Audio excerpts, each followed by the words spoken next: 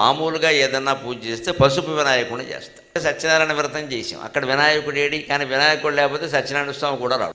ఏ వ్రతం ఏ కైలాస గౌరి నవ్వు చేసాం, మంగళ గౌరీ వ్రతం చేసాం, వరలక్ష్మి వ్రతం చేసాం, అన్నింటికీ వినాయకుడిని ముందు పిలవాల్సింది. వినాయకుడు లేకుండా ఏ దేవత ముందు రాడు. అందుకని వినాయకుడిని పిలుస్తారు. మరి ఎలా పిలవాలి? అప్పటికప్పుడు వినాయకుడి విగ్రహం ఎక్కడి నుంచి వస్తుంది? పసుపు ముద్దలోన పరమ పవనమూర్తి కొలువు తీరినాడు కొలువరండు. పురోహితుడు అక్కడ వినాయకుడిని చేయాలి. చిటికడు పసుపు తీసుకుని దాన్ని కాస్త నీళ్ళలో తడిపి ఇలా ఊరికే 3 వేళ్ళు ఇలా నొక్కి ఓ ముద్ద కింద చేసి గోపురంలాగా అక్కడ తమలపాకు మీద పెట్టేస్తాడు. దానికే మొత్తం షోడశోపచారాలు చేస్తాడు. దీపం దర్శయామి, ధూపమాఘ్రాపయామి, నైవేద్యం సమర్పయామి, తాంబూలం సమర్పయామి. ఆ తర్వాత ఉద్వాసన చేసి ఆ వినాయకుడిని పక్కన పెట్టి మిగిలిన పూజ చేస్తాడు. అంత గొప్పది మన సంస్కృతి, అంత సూక్ష్మదర్శనం. అంత పెద్ద భగవంతుడు వినాయకుడు ఆకారం ఏమిటి, ఈ పసుపు ముద్ద ఏమిటి, ఇదేమో ఇంత, ఆయనేమో ఇంత. అంత దేవుడిని ఇందులో పెడతావా? పట్టుకొచ్చి పెట్టచ్చు. అంత దేవుడు అతి సూక్ష్మమైన ఆకారంలో మన హృదయంలో ఉన్నాడు, మనం గమనించట్లేదు.